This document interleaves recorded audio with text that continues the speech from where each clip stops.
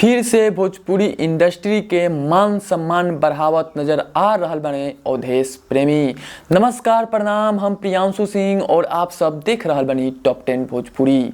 आप सबके बता दी कि भोजपुरी के सुपरस्टार अवधेश प्रेमी यादव उर्फ हिट मशीन, जी आप सबके बता दी कि हिट मशीन का नाम इस चलते दिले बनी कि कोनो गाना आवता भोजपुरी इंडस्ट्री में उ हिट हो जाता। वहीं आप सबके बता दी कि अवधेश प्रेमी जोन बाने अभी बार फिर से हमने के भोजपुरी इंडस्ट्री के मान सम्मान बढ़ावत नजर आयल बने। वहीं आप सबके बता दी कि अवधेश प्रेमी यादव कतना बॉलीवुड जोन सिंगर बने उनका के अपन पीछे छोड़ दिले बने। जी आप सबके बता दी कि इस सप्ताह के भी टॉप 100 आर्टिस्ट के लिस्ट निकल चुकल बाटे और ई लिस्ट में फिर से उनका नाम दर्ज बाटे अवधेश प्रेमी यादव के।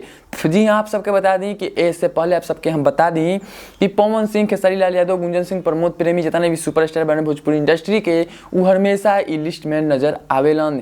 लेकिन अवधेश प्रेमी भी जोन बाने उ लिस्ट में अपन नाम पक्का कर चुकल बाने। जी आप सबके बता दी कि अभी से लगभग 8-10 सप्ताह से लगातार अवधेश प्रेमी टॉप 100 आर्टिस्ट के लिस्ट में वो भी नजर आ रहल बाने पूरा इंडिया में। वहीं आप सबके बता दी कि अवधेश प्रेमी के जोन अब की बार इस सप्ताह जोन स्थान मिलल बटे वो मिलल बटे 61 नंबर पे और 61 नंबर से नीचे जितना भी अंक बटे 100 तक ओकर नीचा बाने बॉलीवुड सुपरस्टार। जी आप सबके बता दी कि बॉलीवुड के कितना सिंगर, पंजाबी सिंगर अवधेश प्रेमी यादव के नीचा बाने और अवधेश प्रेमी यादव बाने उनका लोग के ऊपर। वहीं आप सबके बता दी कि जो पिछला सप्ताह उनका स्थान मिल रहे वो मिल रहे 62 स्थान पे, लेकिन इस सप्ताह जो बटे उनका स्थान वो मिलल बटे 61 नंबर पे, जो कि धीरे धीरे अवधेश प्रेमी यादव के धीरे धीरे ऊपर जात नजर आ रहल बाने। वहीं आप सबके बता दी कि एमे हमेशा नजर आवेला लोग पवन सिंह, खेसारी लाल यादव तो हमेशा सालों भर 2-3 साल से नजर आवेला लोग, लेकिन जो अवधेश प्रेमी बाने आज से 10 सप्ताह से जो नजर आ रहल बाने कभी भी उ लिस्ट से नीचा नहीं गई।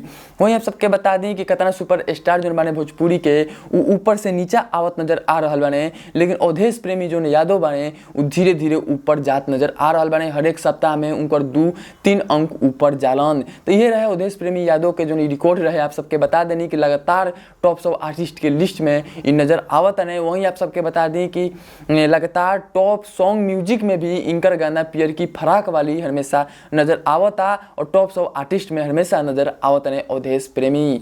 तो ये रहे जो अवधेश प्रेमी यादव के जुड़ल एक वीडियो। तो आप सबसे उम्मीद करता नहीं कि आप सबके वीडियो अच्छा लागल हुई तो कमेंट में जरूर बताई और अवधेश प्रेमी यादव के बधाई देवल ना बुरम कमेंट बॉक्स में। फिर से मिलता नहीं एक ताज़ा वीडियो के साथ, तब तक देखते रही टॉप 10 भोजपुरी। जय हिंद, वंदे मातरम।